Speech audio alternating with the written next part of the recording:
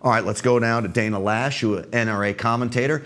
Dana, what amazed me yesterday is after 4 police officers are shot in 24 hours over the weekend, this was buried in many of the mainstream media outlets and broadcast news last night. It was buried, this story. You're absolutely right, Grant. Well, because everyone wanted to talk about Hamilton. They wanted to talk about the Hamilton actor. That's what they wanted to do. But here's the thing. You made a really good point. It's actually the police officers. It's our law enforcement that is being hunted. I mean, just in 2016 alone, we have seen officer fatalities, meaning people are actually setting out to shoot and kill our police officers. Those have increased by 78% just in the first 6 months of 2016 alone. Now, this is a trend that we're going to continue seeing tick upward. That's a huge concern, but no one's talking about it because it goes against the narrative that police are bad. Police are out to get anyone who doesn't look like them, even though you have a number of police officers or police departments that are predominantly very diverse. I mean, look, for instance, at Baltimore. I mean, this idea that somehow I think there are some people who have a definite problem with authority, but the idea that it's a racial issue as well, I think really ignores the fact that there is a lot of racial diversity at a lot of these departments. And the other thing, Grant, too, that is incredibly important to mention. I love in the wake of the Dallas ambush, which, I mean, you can't unsee that after having seen it on live television. The police chief gets on television and says, look, if you have a problem with law enforcement, if you're looking to really make a difference and impact change, then why don't you volunteer? Why don't you come down here and go through the academy like the rest of us? And they did see applications surge. But that's the big problem. You have a lot of these community organizers in the streets, but they don't really apparently care enough to actually put their lives on the line like our men and women in blue do every day. You know, Dana, I fear that many of the people that are out there pushing this rhetoric are taking their cues from leaders of our nation, including Barack Obama and many of these so-called community leaders that I believe are actually just pushing a self-grandizing agenda, and it's got nothing to do with law enforcement or what's going on in the communities that these cops serve.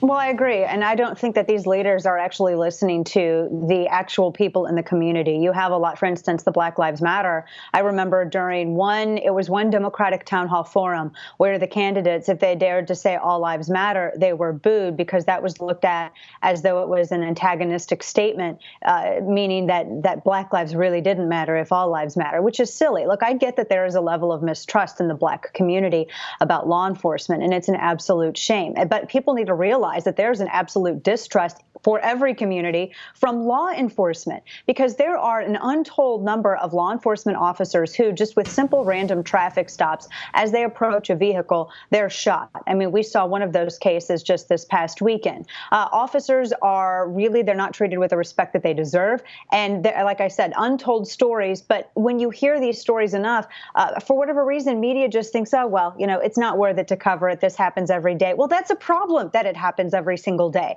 And people need to realize that this mistrust for everybody goes both ways. But we're not having that conversation because we have hustlers and hucksters that want to get in there, and they're looking to make bank off of division. And that's what, for many people, this is about. Yeah, and the other thing that I fear too, Dana, is that these criminals are getting bolder and bolder with how they go after police officers. Look, over the weekend you had 2 officers. They were simply sitting in their patrol cars. I don't know if you're a police officer how you protect yourself. You know, I've talked to cops who say, hey, my head's on a swivel constantly. I'm looking around. But Dana, if you're parked at a traffic light, somebody drives up next to you, there is no way to protect yourself. You are a sitting duck simply for wearing a blue uniform with a badge on it. Well, and a huge part of this, Grant, is recidivism. A huge part of this is the lenient sentencing that we're seeing from a number of these judges. Now, case in point, St. Louis, the individual who targeted the cop in St. Louis was a prohibited possessor. This person was a repeat offender who was known to police, who had a track record a mile long. This guy, a criminal record a mile long, this guy is a bad dude, shouldn't have been out on the street, but yet he was. Now, why is that? When you go and look at the sentencing records for a number of these repeat offenders in St. Louis, Lewis, so many of them just get wrist slaps, like with the case of Vonderut Myers, the 18-year-old who had been previously busted by law enforcement after taking them on a high-speed chase down Grand Boulevard, and he was also in possession of a handgun, illegally in possession because he was under the age of 21. He gets busted. He gets plead down to 1% of his bail. He gets released back home. He's supposed to be under curfew. He ignores the curfew, running around, opens fire on a cop fires back, and then the neighborhood wants to protest. Well, let's go back to the root of the problem, because the root of the problem not only is it Vonderut Myers' willful ignorance and disregard of law, but this judge who gave a wrist slap in this particular case. These judges are just too many to mention, not just in St. Louis, but also in Chicago. Superintendent Eddie Johnson had made mention of the 1,400 repeat offenders that are driving over 85% of Chicago crime. And he's saying that one of the reasons that these people are on the street is because of the lenient judges in Chicago. That is one of the main problems. So it's a community effort, but we have to stop having, dare I say, be so blunt, sucktastic judges, Grant. These people are rotting not just the judicial system, but our society. Well, it's why freedom-loving Americans say, hey, just enforce the rules on the books. That's all you have to do, and crime will go down. It is that simple. Let's have minimum mandatory. Let's have minimum mandatory. Absolutely. Hey, Dana Loesch, it's always a pleasure to talk to you. Happy Thanksgiving to you. Happy Thanksgiving, Grant. We'll talk to you soon. Thanks so much. All right, sounds good.